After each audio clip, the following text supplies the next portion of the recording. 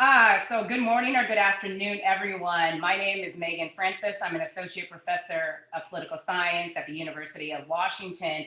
And for this academic year of 2020-2021, I am also a fellow at the Carr Center for Human Rights and the Ash Center for Democratic Governance. And I really want to express my deep appreciation to the Carr Center and to the Ash Center for sponsoring this panel, which I conceived of last week, and just for putting so much kind of work to the ground and making this happen so quickly. Um, all right, we have so much to discuss today in the amount of time that we have left. I also want to thank all of you who are taking time out from your busy days and tuning into this webinar. So historically, elections hold a mirror to the nation. They're a time of reckoning. It's the time for the masses of people to exert their voice in the form of the vote, to say if they support a particular candidate and a political agenda or not. Elections tell us a lot about our political system, but they also tell us, I think, a lot about ourselves. It strikes me that right now it's time for a reckoning of our political system, a reckoning for our communities, for our academic institutions, and perhaps for some of us, a reckoning inside of our disciplines, and for others, perhaps a reckoning of our friendships. My takeaway from the election, and I have a lot of takeaways, but one of my major takeaways from this election is that it's organized people of color that will be the true guardrails of democracy and not antiquated political institutions. So this election showed America who it was, and who it was this. Biden campaigned on a slogan, battle for the soul of America, and Trump campaigned on a familiar slogan that some of us have heard over the last 4 or 5 years, make America great again. Data also shows, in terms of who America was, that counties with the highest coronavirus rates voted for Trump. So I also kind of want to do a little bit of context setting here, just because I feel like a lot has been confused for many people. So on this day, November 13th, 2020, this is where things stand. There's been a record numbers of turnout. President Trump received approximately 72 million votes, more votes than any other Republican presidential nominee in history, but it wasn't enough. Joe Biden and Kamala Harris received a whopping 77 million votes and still counting, and have therefore won the popular vote by a tremendous amount. From the electoral map from 4 years ago, Biden flipped a number of states, including, but not only, Michigan, Pennsylvania, Arizona, and as of in the last hour, Georgia, and is on track, right, to receiving 306 electoral votes. We know that it is a mobilization of voters of color in key swing states that made the difference. That organizations, many shunned by the Democrat Party, operated on shoestring budgets and registered new people to vote, and these people came out in droves, despite a deadly pandemic that had disproportionately impacted their communities. And and it's always important to say, especially this is kind of the constitutional law scholar coming like in me, it's always important to state in any discussion of voter turnout that this is only the second presidential election without the voting protections of the Voting Rights Act. And many state governments and political elites engaged in processes of voter suppression that previously would have been found unconstitutional. Black voters, for example, helped propel Biden to victory, especially in cities such as Milwaukee, Detroit, Philadelphia, Atlanta, and Pittsburgh. And there is still so much to be said and written about this election. And throughout last week and over the weekend, when I was on social media and I was listening to the news, I was not totally satisfied about the analysis that I was getting. And so sometimes, and this is part of the lessons from me in terms of Black politics, sometimes when you don't see what you want to see, you got to create that. So I called up these 3 incredible scholars that I have gathered with me, and I asked them, even though I knew that they were busy, if they would be willing to have a conversation and lend their expertise to help us understand this moment. And I'm so grateful to them, all said yes. So with that, let me introduce my esteemed panelists. And I'm going to provide short introductions. You should all go and Google them and learn more about their work, because it is incredible. And all 3 scholars have have influenced the way that I think about elections, race and politics, and American politics. So first we have Dr. Christina Greer. She is an associate professor of political science at Fordham University, Lincoln Center, and politics editor at the GRIO. Dr. Sophia Jordan Wallace is associate professor of political science at the University of Washington and director of the Washington Institute for the Study of Inequality and Race. Dr. Leah Wright-Rigueur is the Harry S. Truman Associate Professor of History at Brandeis University and also an ABC News contributor. All right, so with that, let me launch into the first question because I'm so eager to get into this. All right, so there's a lot that's not yet clear about this election, but one thing is crystal clear. This is who America is. Trumpism is here to stay. You three are all scholars of race and American politics, and so I know that this is not entirely surprising, right? And especially in terms of the field of REP has a lot to say in terms of to lend insight on this moment. I was wondering if you could please explain what you have leaned on to make sense of this moment, right? That this is not a landslide, it's not a repudiation. What has helped you make sense of this moment? And what is one of your major takeaways from the election? I'm gonna give each of you guys 2 to 3 minutes to talk here. And I'll start with, let's do Christina, Sophia, Leah. Thanks, Megan, and thanks for putting together this great sort of space for us to come and chat about this. So I always tell my students that America is predicated on essentially 4 legs of this table, right? White supremacy, anti-Black racism, patriarchy, and a certain type of racialized capitalism. You have to understand that that is the foundation of America.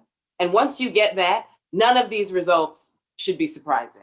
It should not be surprising that 71 million people voted for Donald Trump. 71 million people said yes to children in cages and women being sterilized and a recession and almost 250,000 Americans dead from coronavirus and just incompetence and a global, economy that's falling off a cliff and environmental protections taken away and leaving the Paris Accord, Native American lands being stolen yet again. None of that should be a surprise. And so whenever people were asking, what's going to be the big takeaway for you? I was like, honestly, he keeps talking about these suburban women.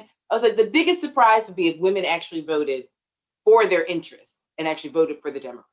Because our colleague / mentor for most of us on this panel is Jane John, who wrote a fantastic piece called Hiding in Plain Sight.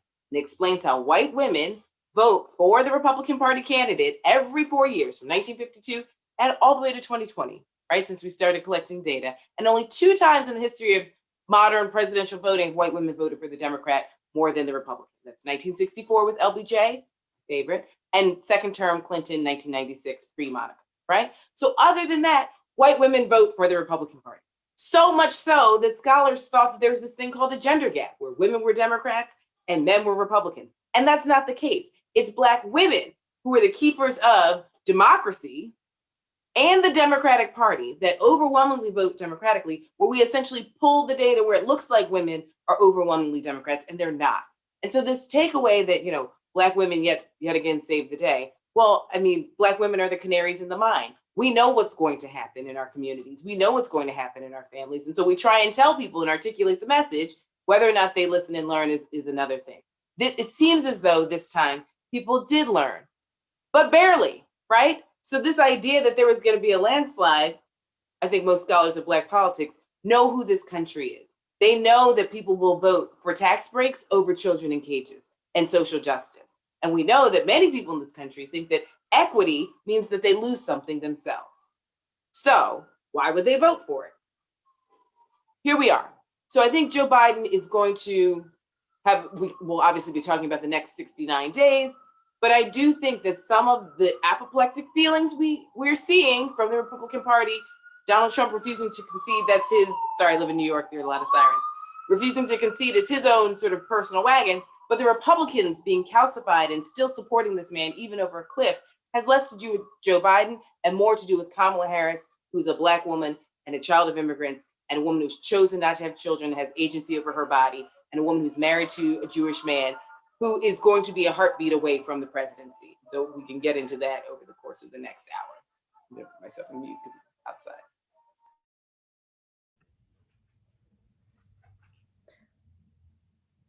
Okay, great. Thanks, Megan, for having me on this panel. I want to echo many of Christina's comments. I mean, I think it's really clear that people twisted themselves up pretty bad to try to explain away 2016 and how Trump won. And one of the most common narratives was, quote unquote, economic anxiety. Now, scholars of race and politics, we all knew that that was nonsense, right? Most of us said, no, you have to basically center race to understand American politics. And indeed, that's the title of an article that many of us are very familiar with by Vince Hutchings and Valentino, Centrality of Race in American Politics. So I think Christina's totally right that this is not surprising to most of us. I think many of us hoped there could be a greater repudiation, but we're not very optimistic that it would come forward. And I think that, we really have to grapple with the fact that there is a very large segment of this country that voted for a person, right? And people really tried to explain, oh, it's economic anxiety. Oh, they didn't hold these racist and sexist views, but they still voted for him. And in 2016, people explained this as, well, we don't believe Trump's actually going to do those things when he's in office. But in 2020, we actually knew that it wasn't only rhetoric. And I say only rhetoric with a giant star because the rhetoric actually does matter a lot and has big consequences. But he actually executed these policies. So now you're actually voting for a person who did put kids in cages, who did separate kids from their parents, right? So we know what he actually did, and you still went forward. So we have to actually grapple with the reality that there is a large segment of the society that's okay with that and actually is deeply motivated by existential threat and the desire to maintain a specific racial hierarchy in this country. And they are going to fight tooth and nail, as Christina said, and view this as a zero-sum game where anything that actually works to dismantle these policies and structures, they're going to see it as a loss for themselves. And that is going to motivate them to continue to support Trump and the Republican Party. And we need to actually confront that and deal with the fact, what are we going to do about this large segment? And what are we going to do about the fact that also a lot of them have opinions and positions on issues that are completely rooted in stereotype and misinformation. And we know it's incredibly difficult to correct misinformation, and that disinformation campaigns are very effective. So we need to start grappling with this reality rather than an impulse by some to look away and pretend this isn't the truth about this country.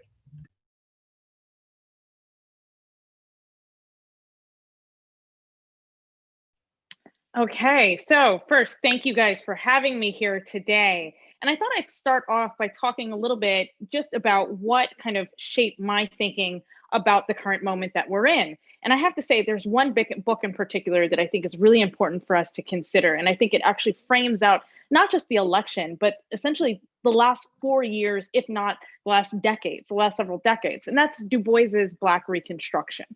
And I say that because Du Bois painted a picture, and I think it's really important to highlight this, that we've been in a moment like this before. He points out the end of the Civil War leads to this moment, a period of radical reconstruction.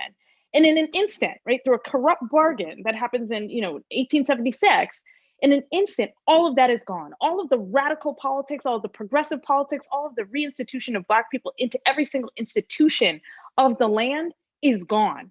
And in many ways, Black people even regress during this period. So it's not so much that they never had it, it actually gets worse. So I think part of that is to point out that things can be very bad. Not only that, but the idea of democracy is a deeply fragile concept. So I think if we think about takeaways, 2 or 3 takeaways that maybe we can think about from this election, I want to highlight this idea that democracy is not a given. Democracy is fragile, right? It is delicate, but it's also something that is bloody. It is deeply violent. It's exclusive. And it's something, I think, that attends to this idea of us as a deeply polarized nation, particularly in this moment. The other thing that I'd point out here, though, is that we're not just a polarized nation, but that polarization is racially polarized. So particularly if we look at how people vote and how people behave politically, it breaks down along racial lines, right? Hard racial lines. And I know we'll go into this a little bit later, but I really want to emphasize this. So when we talk about polarization, we're not necessarily talking about, partisanship and, these things about class and economics and, where do people fall in demographically and things like that. But we are really talking about race, and that matters. And these differences matter. I also want to point out that I think there's a tendency, particularly within the media and within the public, to highlight, say, a Biden victory and a Biden-Harris victory as an Obama moment. And I don't want us to get tripped up. I'm not saying anyone on this panel clearly feels that way, but I think there's this tendency to really kind of hunker down and pull out this idea that we are a progressive nation because we elected the first Black vice president of the United States, the same way we kind of did in the aftermath of Barack Obama. And I want us to distance ourselves from that, particularly when we think about what came in the aftermath of Barack Obama and how Barack Obama's presidency actually provoked the kind of racial backlash that exacerbated racial polarization. So I want us to push back at this, particularly as we think about the Obama after effect fading.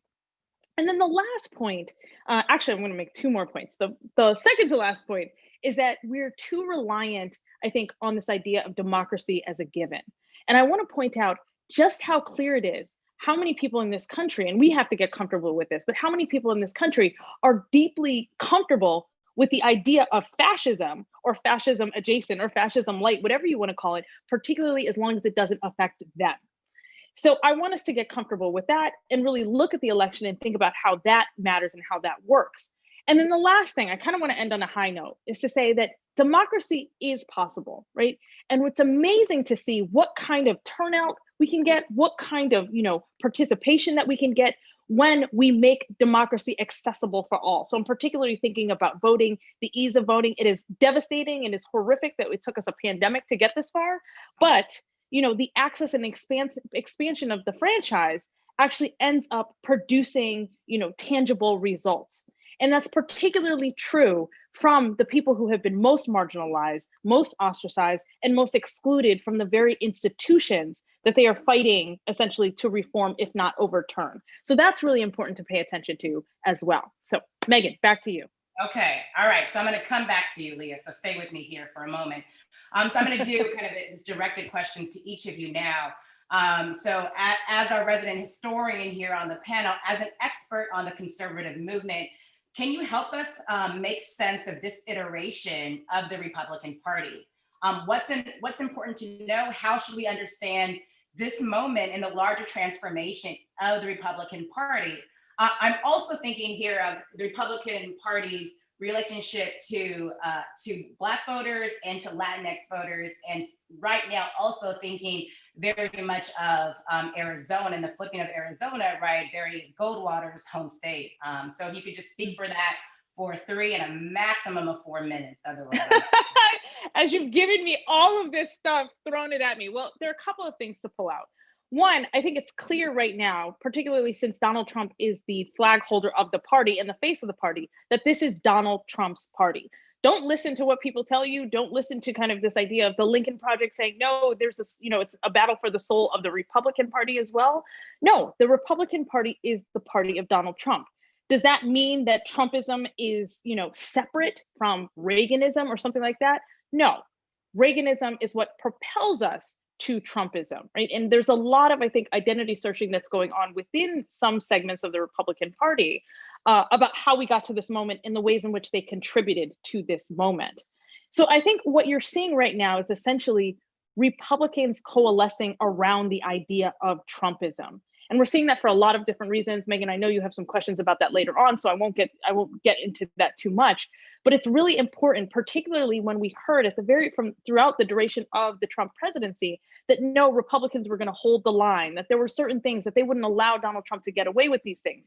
Instead, what we are seeing is that Republicans reverse their values or place their values to the side or prioritize, right, the idea of power, which I think has always been, a central point in order to coalesce around Donald Trump. I think this is very apparent when you look at white evangelicals who explicitly changed their value propositions, right, between the 2012 and 2016, and again through the 2020 election, in order to support Donald Trump. So no, we shouldn't be surprised right now that Republicans are coalescing around the president as he says, I refuse to cede power or transfer power or anything like that.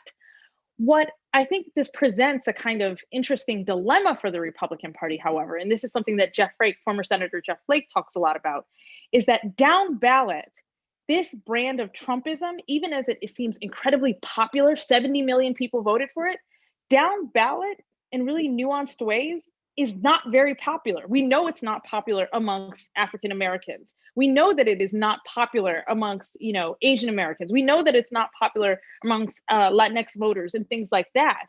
But we're also seeing in some respects that it's not popular amongst college-educated white women, right? Or college-educated white women who live in the suburbs. Even white men, college-educated white men broke off a little bit from the Republican Party in this past election. And I think this is one of the ways that we can begin to understand the shifting politics of Arizona. Jeff Flake, a couple of years ago, I think roughly 3 years ago, said that this was going to cost Republicans the election if they didn't become a far more inclusive or expansive party, right? And we see that because Black and brown people make the difference, and indigenous populations make the difference in Arizona, coupled with certain groups of white Americans. Now, with that said, I'll just very quickly talk about this idea of, Black people. And there's been all this kind of talk about, Black people, more Black people went to the Republican Party than 2016 or such and such.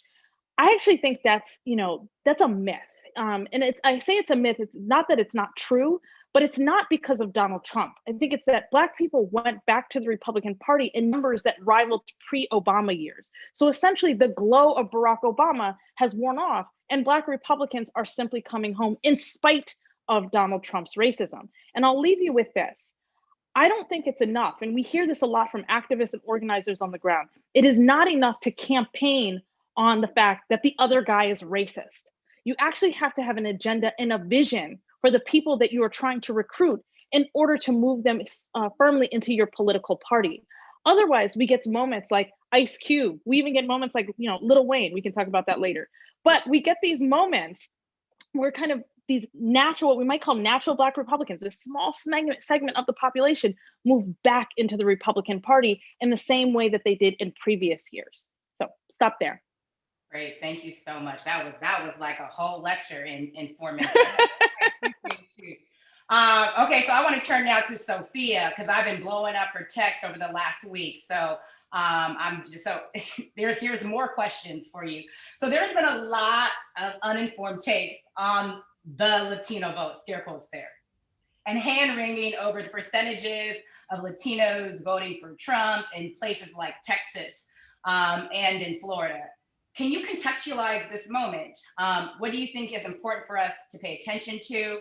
And what do some of the early polling suggest to you about how we should talk about and understand Latino political participation in this moment? Help us, please.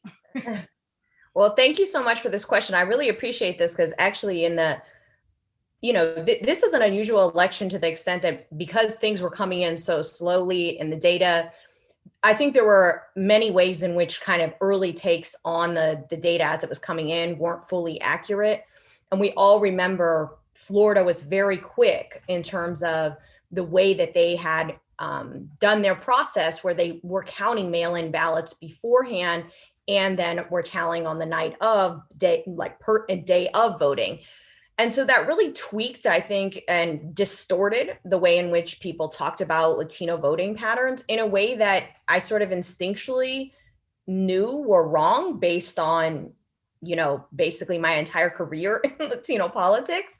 And so I want to back up and just say a couple things generally of what a really long literature on Latino political behavior has told us, which is that Latinos, like other groups, are diverse. There isn't really one group that is a complete monolith in any way in either voting behavior or demographics or makeup of it.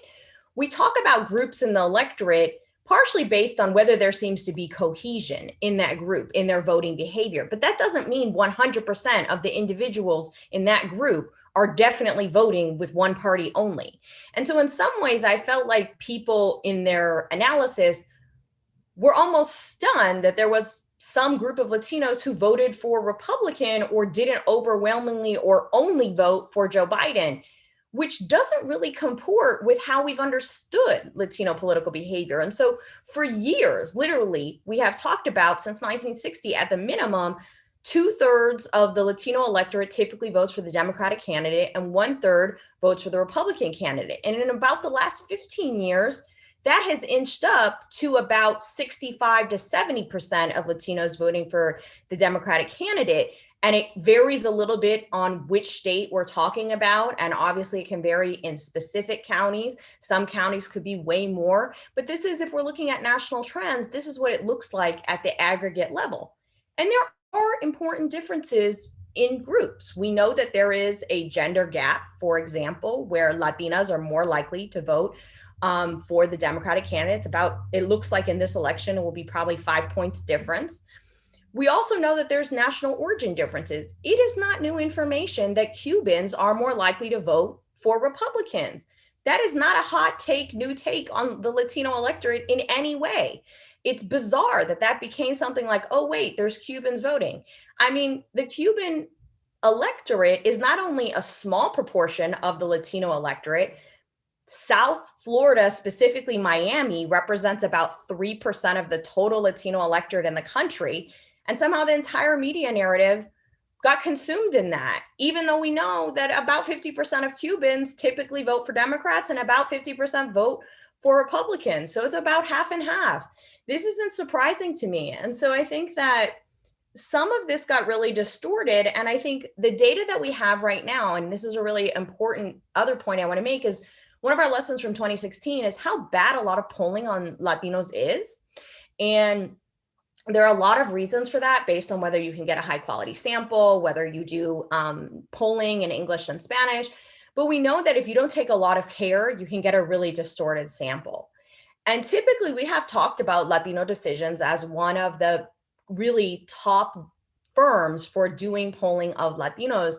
And I think they are super committed to doing extensive polling of Latinos in specific states and on the election. If we look at their election eve poll for this year, and they oversampled in particular in swing states, their data tells us at this point that at the aggregate level across all these states, Joe Biden won about 70% of the Latino vote. Now, that isn't true across every single segment, but on average in each state, that is about where it's at. And in some states, it was like 75 or 77% even, as specifically in geographies within a state. And so I think that this is a similar pattern. It looks like Biden improved upon Clinton's margins.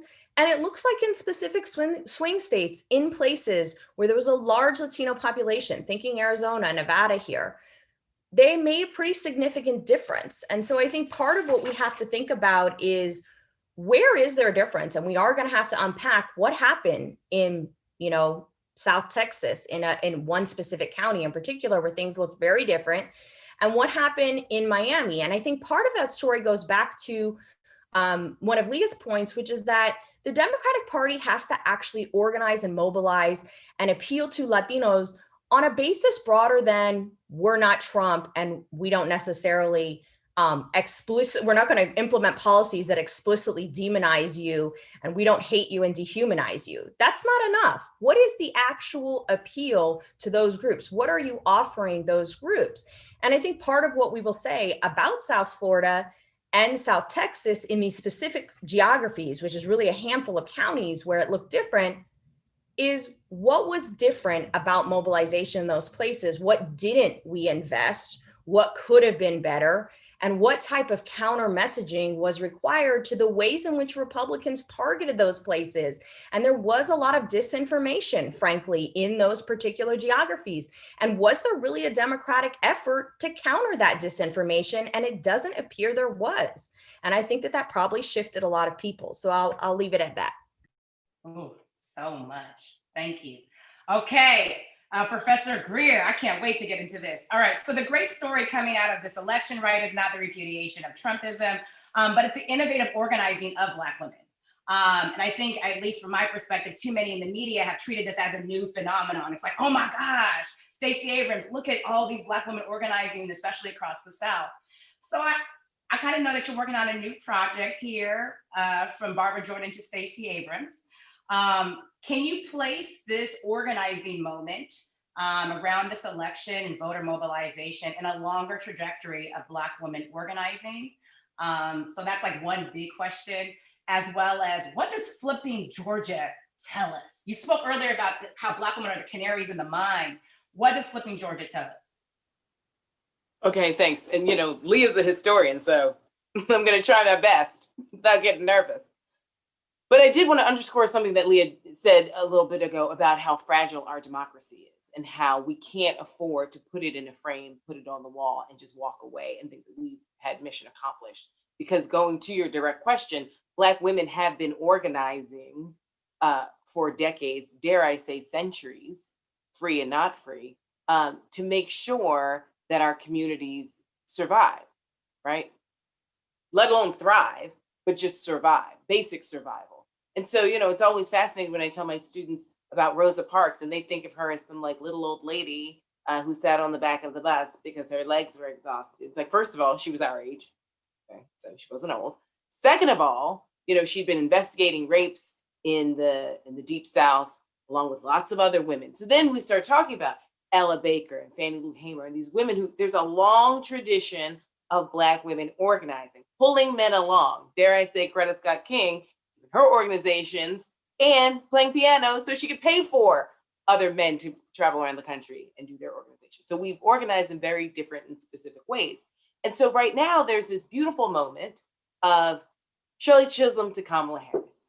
Shirley Chisholm is the first Black woman ever elected to Congress in 1968, right? Ran for the presidency in 72. And now we see Kamala Harris, who never served as a member of the House, but she's only the second Black woman ever elected to the US Senate. So there's Carol Moseley Braun in 1992, and there's Kamala Harris in 2016. So there is this beautiful bookend legacy of Shirley to Kamala, which I think is important. They're both children of immigrants. One comes from New York, the other comes from California. So we have this sort of bi-coastal understanding. They've served in the seat of government in Washington, D.C.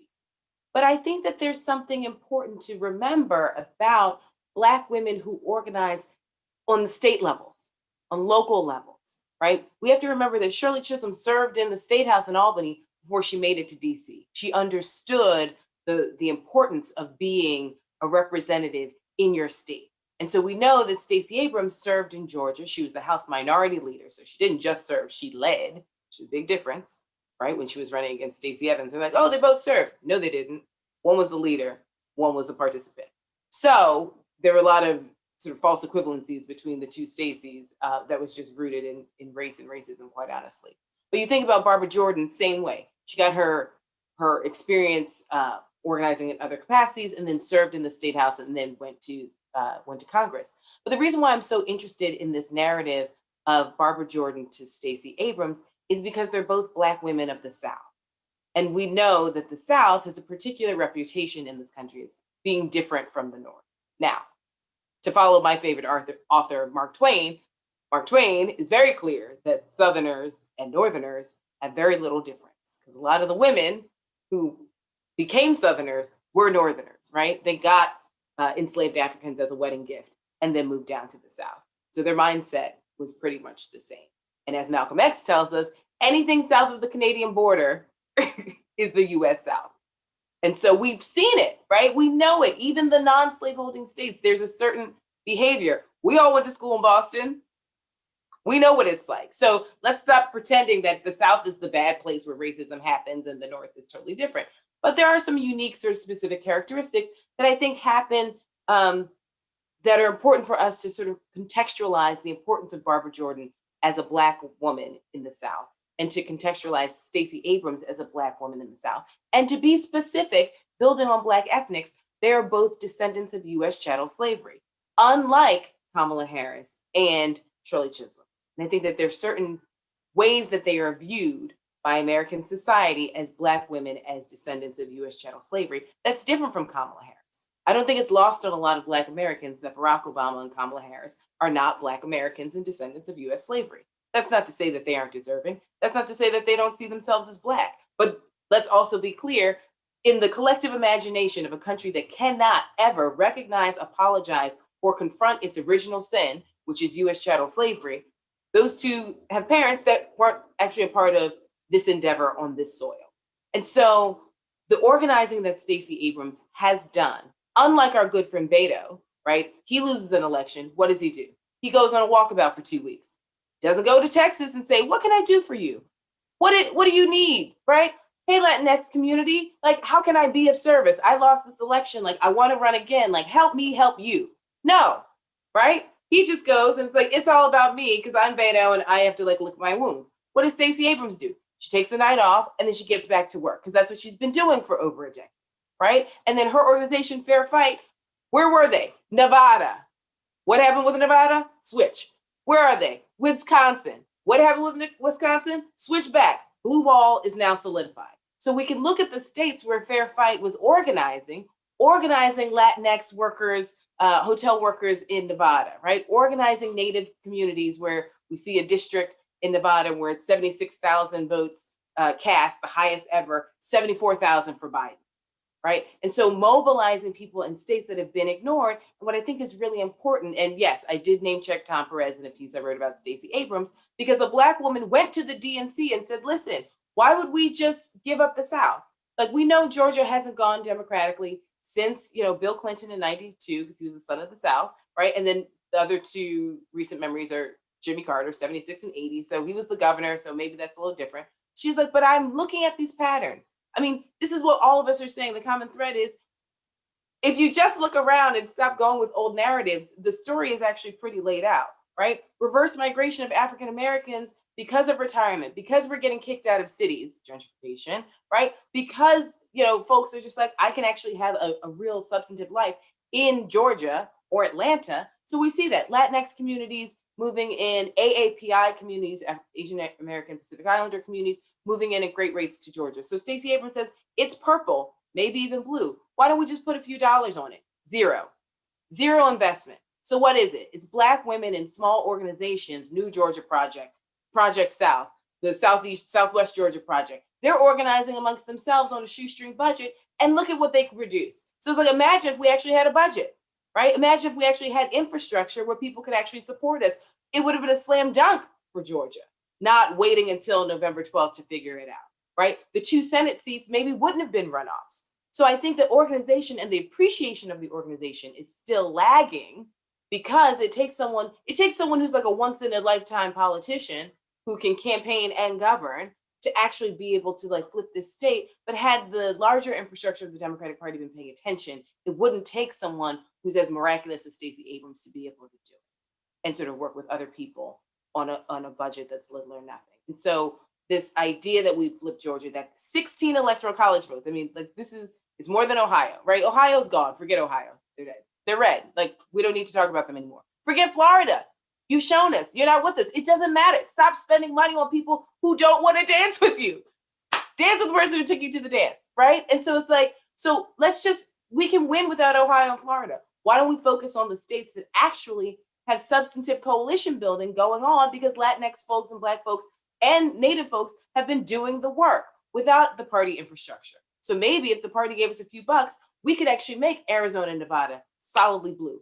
Maybe if you invested in people other than someone who needs a walkabout, maybe Texas could be blue, right? Because the numbers are there. Maybe if we actually organized on a state level, a place like Mississippi and Alabama wouldn't be so gerrymandered. We could actually utilize the 40% of Black people who are in the state of Mississippi or the state of Alabama and actually get some substantive representation.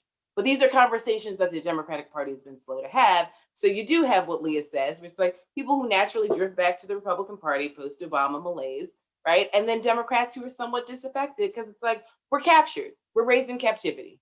Either I'm with the white supremacists or I'm with the party that just doesn't feel like listening to me half the time. But we tend to vote, for the good of the people. So we stay with the person who doesn't necessarily appreciate us, and we move forward incrementally, as always, in this nation. Oh man, So here I am over here, just still like dancing. This in terms of what is echoing in my mind, everything that you said, but definitely here, dance with the person that brought you to the party. I want to actually, I want to kind of kick back part of your answer to Professor Wallace and Professor Reger here, which is a question about I'm curious about the relationship between social movements and the party establishment and how that affected the election. I feel like that's also a story that many people are trying to think about, and many people, it's very difficult for people to think about. It seems right now, and so what I'm thinking about right now, and I'm just wondering, like, kind of a bit reflection here, is it seems, and I'm not sure about this, but it seems that the Democrat Party has been in some ways resistant to the types of organizing that a number of the groups in Georgia have been doing. Has conceived of a specific type of organizing model, and the type of organizing that has actually helped win this election, they hadn't really been invested in. I'm also thinking about some of the work of you, Leah, and others that is focused on kind of right-wing mobilization, and seemingly how, and maybe again, this is from an outsider's view, but it seems that kind of the GOP has embraced that in some ways. So again, this question about curious about the relationship between social movements and the party establishment and how that has affected the election. If I can go to Sophia and then Leah for a quick 2 minutes. Sure. I'll try to keep it brief. I mean, I think that in general, and you know this, Megan, I talk about this always, there's no such thing as political participation that's just focused on voting without movements, without engagement, right? These are all parts of a toolkit. And that isn't really different when we're talking about how to win elections either, in the sense that I don't think the Democratic Party will be successful in subsequent elections if they do not more heavily lean into community organization and the tools and the lessons that have been learned on the ground about how to actually reach people, how to cultivate a message, how to motivate people to get out. People have been doing this work, and they've been doing this work for a long time. If we use Arizona as an example, many would say that Arizona turning blue is at least partially a product of over 10 years of organizing in Arizona in response to draconian anti-immigrant, anti-Latino legislation with Arizona's SB 1070. Now, for sure, community organization of indigenous voters is also really critical in a story about Arizona. Some of the initial data that we have seen in terms of how much of the vote actually went for Biden of individuals who identify or live in particular in the Navajo Nation it's really substantial. And so, but what we do know is community groups and mobilization, which are embedded in movements for racial justice, are absolutely part of this. And obviously, Christina already was talking about Stacy and her work, and that is also embedded in movements. And so I think the party will make a critical error in judgment if they continue to go down this path of not valuing activism and thinking also about how activism in and of itself, even activism that is not focused on voter mobilization, but activism to highlight the issues and injustices and the types of policies that communities of color want to see, how that activates and excites people about voting, about engaging. You need both pieces. It is not just the party runs everything and then they're going to win. I think they absolutely need to craft a better message, engage with community organizers, and think about how movements can actually help them appeal to people, particularly young voters and particularly voters of color. Yeah, so I'm going to try and make this really quick and say that I see this kind of idea of movement politics happening on two planes that are really important. And the first one really comes with this idea of the illegitimacy of the state, that I would say that Black Lives Matter as a movement really picks up. And Megan, you and I have talked about this, we've written about this extensively, but it's crucial in this election, particularly because the Black Lives Matter movement, this larger movement, had a clear-cut opponent in terms of political institutions, right? Like policing, whether it be healthcare in the medical fields, given COVID-19, Donald Trump himself, right? So they had a clear-cut opponent. And what they actually ended up doing, and this I think was a surprise to a lot of people, is that they translated that mobilization and organization into these small scale movements that ultimately ended up having engagements with roughly 60 million voters across key battleground states. So in Wisconsin, in Michigan, in Pennsylvania, in Georgia, right? These key battleground states. So Black Lives Matter actually took that idea of illegitimacy of the state and used their movement, right, and their dissatisfaction with the Democratic establishment in order to reform it and push for it. What I think happens now is that this means that they have a considerable amount of leverage, right? Patrisse Cullors writes this open letter to the Biden-Harris administration. I think she sent it out last week, where she says, you know, Black people won you this election.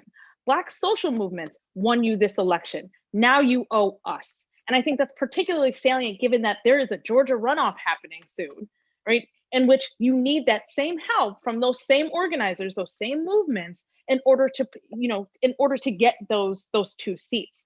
The other way that I really want to talk about, I think quickly, that's important to think about this idea of movement and illegitimacy of the state is that the right also adopted this idea of the illegitimacy of the state. Now, this has been a central premise of Trump's entire presidency, right? He delegitimizes those who actually have the authority or the opportunity to actually delegitimize him.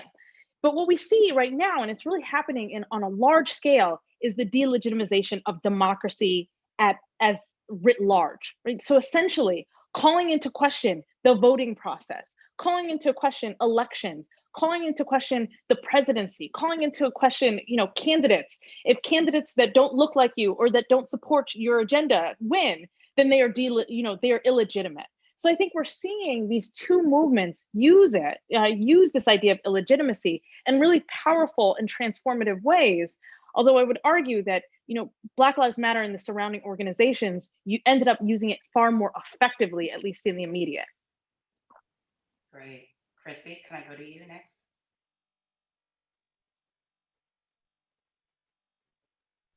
Oh, hello? Did you say something, Megan? I can't hear you. Yes. I want to move. I want to close this. I know I started with you, but I also want to go to you and finish this question about relationship of social movements to the party establishment. Yeah, I mean, I just want to underscore what's been said. I think that there needs to be a level of respect for these movements. I mean, a lot of them, you know, as we've seen, you know, it's young people, it's queer people, it's people who don't necessarily have fancy degrees.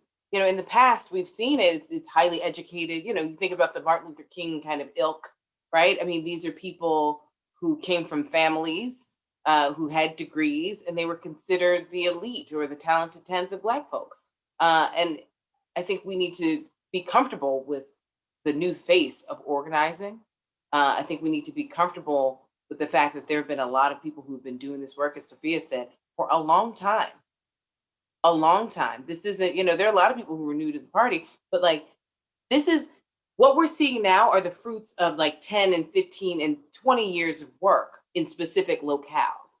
And so a lot of people are waking up like, oh, wow, Georgia, or Nevada or Arizona. But like, keep in mind, like we knew about Maricopa County, like 15, 20 years ago. I knew about those pink jumpsuits before I knew that name Arpaio. You know, I knew about these Black men in the desert in tents where it's like burning up during the day and freezing cold at night. That was, you know, I've been boycotting Arizona for like 15 years. I didn't go to Arizona or South Carolina. So it's like, I don't give my money to places that abuse people of color. Arizona, because they were abusing Latinx immigrants, and South Carolina because of the flag and how they treated Black folks. So now the ban on Arizona is lifted. I guess we'll rent that house and write our books next semester. But, you know, this is something that's been going on for I'm dead serious about that last statement. But this is something that's been going on. We can have this panel from the 4 of us in a house in Phoenix.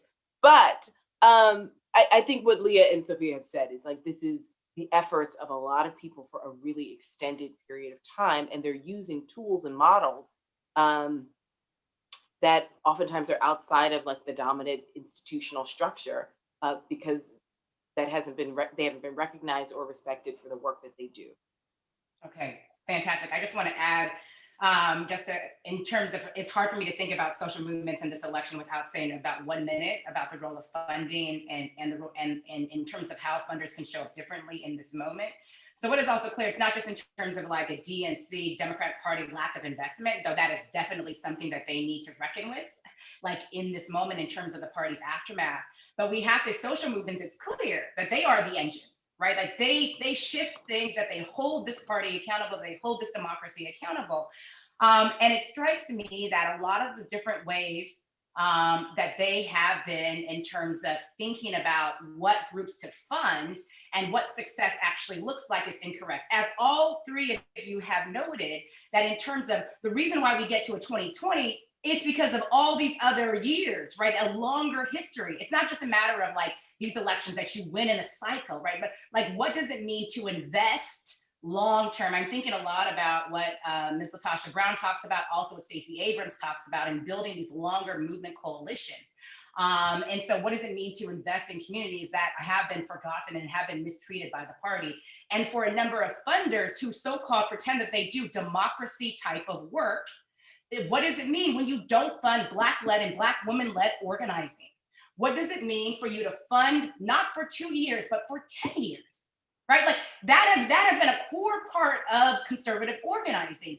Fund because you have a vision that you're gonna so-called fail a few elections, but a 5% margin, oh, that's good.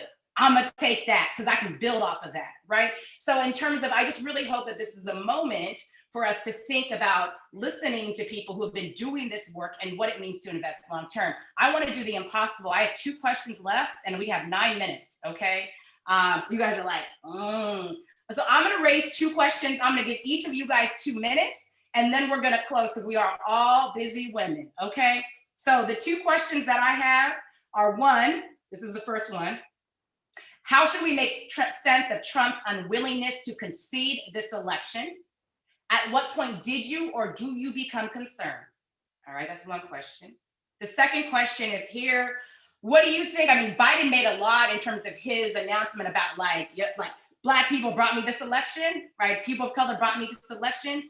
And I'm curious about, what do you think are the most pressing concerns for Biden-Harris administration to address in the first 100 days? 2 questions. I'm gonna go to Leah, Sophia, Chrissy. 2 minutes. We have to be out. 2 minutes. All right. So should we be concerned? Absolutely. Absolutely. I think one of the things that really took me aback is that all of a sudden after Biden-Harris won, or presumptively won, were all these calls for unity. We really saw that, and also in their kind of like their speeches the other night. And my whole thing is, how can you have unity when the sitting president won't concede? I don't understand that. And I think one of the things to keep in mind, and I mentioned this at the beginning, is that, a lot of people have been saying, oh, don't worry, this will go away, this will end, et cetera, et cetera. We've been here before, right? We have had this in a historical moment. We have been in a moment where it seemed like everything was on the horizon, everything was okay under Reconstruction, the most radical progressive agenda, legislative agenda that this nation has seen, right? To reincorporate Black people into the body politic across every segment of society. And in a second, it was all taken away.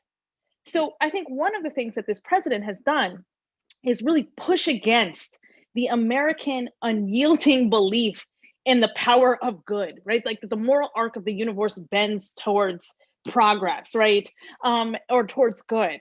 And in fact, what we've seen is that this is a president who doesn't care about norms, who has stomped all over institutions, and who recognizes that, as long as enablers and gatekeepers allow him to do what he does, he can do what he wants to do. Forget the Constitution, right? All these people, well, it's unconstitutional to do this. Constitution, so what, right?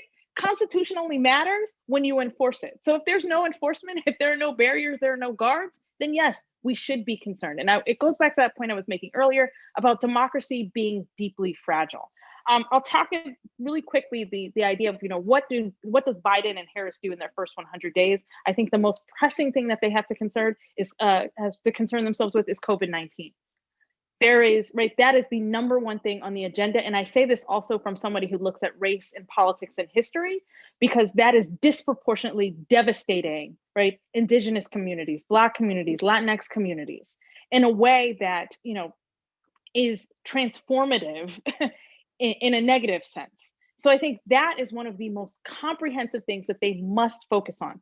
After that, we can have discussions about criminal justice reform. We can have conversations about abolish the police. We can have conversations about climate change and green energy and things like that. But you have to get the COVID crisis really under basically concern, because it is ravaging the most marginalized and most vulnerable communities right now. Okay, I want to echo Leah absolutely about thinking about, yes, of course, it's very dangerous that Trump has not conceded. His language, his rhetoric, people in his administration, say, for example, Pompeo's comments talking about the second Trump administration, these are very alarming. It's not just norm breaking.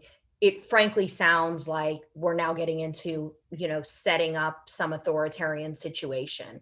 It's very alarming, and it's disturbing to me as a quantitative social scientist that once it was very clear that the math was 100%, there was zero probability of a pathway to 270, and we're still all dancing around, and the media is dancing around calling the race, partially because people are terrified of Trump's reaction, is so many different levels of messed up. But it was a long time ago that the data scientists were like, this election is over, long before we called it. And him not conceding, I honestly explain that by his and the Republican Party's sense of entitlement to the office and their belief and disbelief, actually, and astonishment that despite structural advantages in the electoral system, they actually lost. Because the system is structurally set up to disproportionately advantage Republicans in terms of the Electoral College.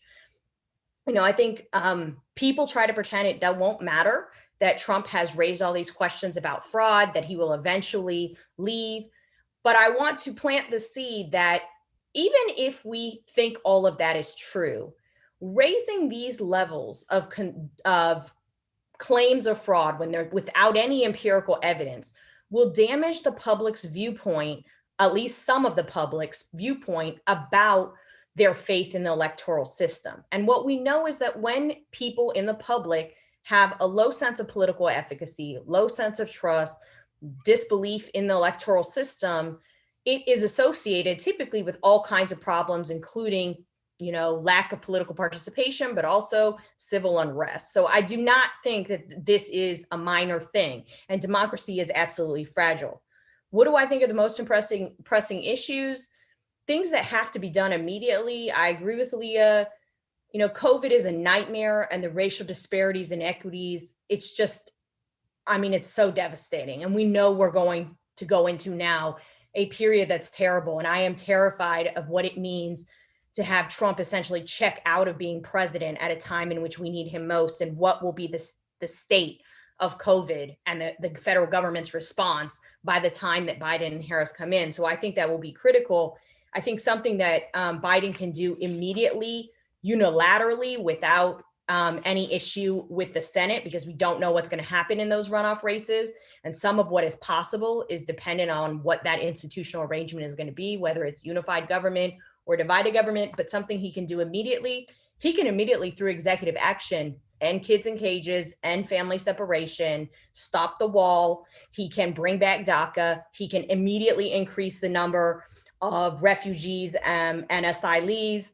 These can all happen immediately. I think after that immediate initial executive action, of course, he has to grapple with issues of climate change, of thinking about different components of racial justice, thinking about criminal justice, all the different components. He has to do that.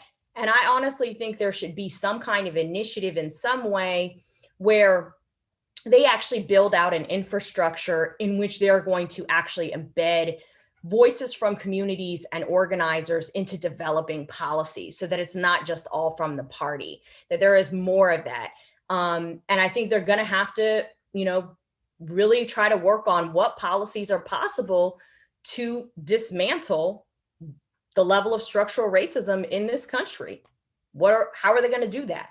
But I'm interested to see what they come up with, and they should certainly try, rather than just give up and say, well, we can't do it because we don't have unified government. That's not going to get people to vote for the Democrats next time. All right, I put on a timer. Let's see if I can do it. I tend to defer to historians.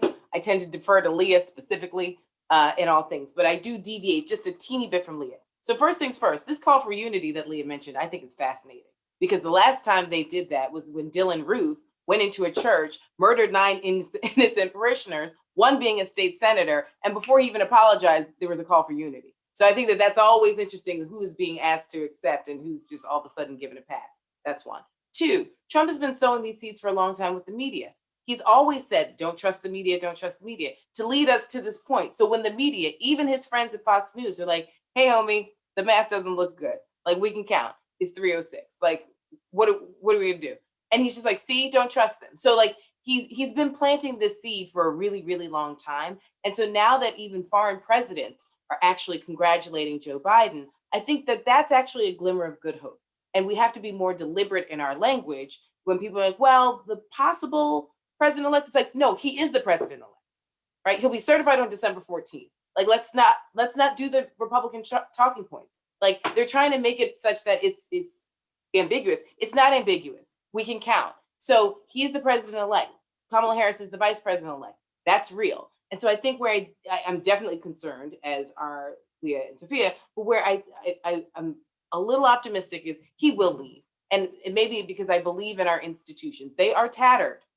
But even looking at our courts, he just filled our courts with incompetent people across the country, 200 some odd judges, right? And he'll find one of them at some point that will probably, take a case. But thus far, our judges are like, this is bananas. Get this out of here, right? And like, I think that what is also comforting is like his incompetence and his willingness to surround himself with incompetent people is such that like he can only go but so far. So we're seeing law firms back off. We're seeing Republicans quietly, they're so spineless, but they're just like, hey, Joe, like, we're with you. We just can't say.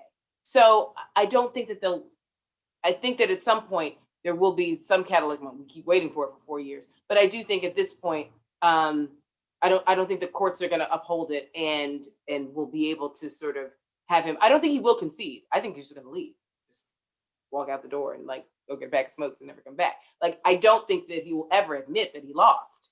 Like, that's just not who he is. And those of us who are in New York or New Jersey or Florida knows that that's what he does. He just like abandons things and you're left picking up the pieces and paying the bill. I do think that the grift has gone a little too far because a lot of lawyers are like, well, you got to pay me up front now because we know that you leave people holding the bag.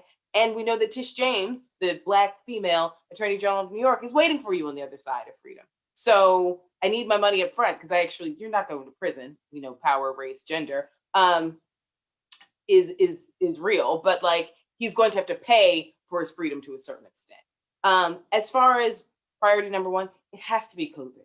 All things come through COVID. Like, I don't teach at Harvard. So it's like my university can't survive another year on Zoom. Like, we need this money, right? We need actually people to be in school. We need jobs. I live in cities. Like, I love cities. We can't have rampant unemployment and sort of, folks leaving, but also businesses going under because of COVID. Everything has to be sort of gotten under control because of COVID. And to think that we could have had sort of competent scientists that the president actually listened to, so we wouldn't even get to this point. And so I agree with my colleagues, like COVID and the economy are completely intersected, and that has to be Joe Biden's number 1 priority. Yes, for Black, Latinx, and Native communities that are disproportionately affected, but just widespread. And whether it's Republican governors waking up, like in Utah, saying we need a mask mandate, or changing the narrative such that it is real and like the 250,000 Americans who have died are real deaths. And you shouldn't just pretend that, it's a figment of Democratic imagination.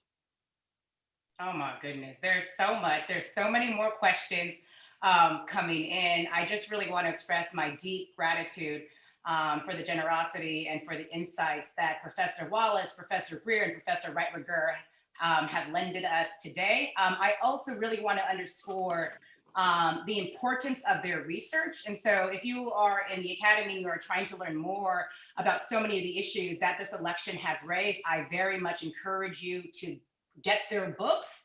And so I have in the back of me over here, over my hair, I have Professor Wright Reger's The Loneliness of the Black Republican. And then I also have Professor Breer's Black Ethnics. It is also my esteemed pleasure to say that Professor Wallace has written a book that just came out a little while ago called Walls, Cages, and Family Separation, Race and Immigration Policy in the Trump Era. And if you are even thinking or want to understand family separation and a little bit more about this kind of election in terms of like why, this is a crucial book to pick up. So pick up their work, read it, cite it, and engage with it. And then finally, I guess the one sentence that I will leave you on today as we close is that often I think we say, especially in political science classes, and something that I've heard a lot right now is you get the government you vote for. I think what we're really seeing right now is you get the government that you organize and fight for. So it strikes me that people are fighting for a whole lot this election, and I hope that we have a lot more to fight for. Thank you so much for spending time with us today. I greatly appreciate it. Have a wonderful rest of your day.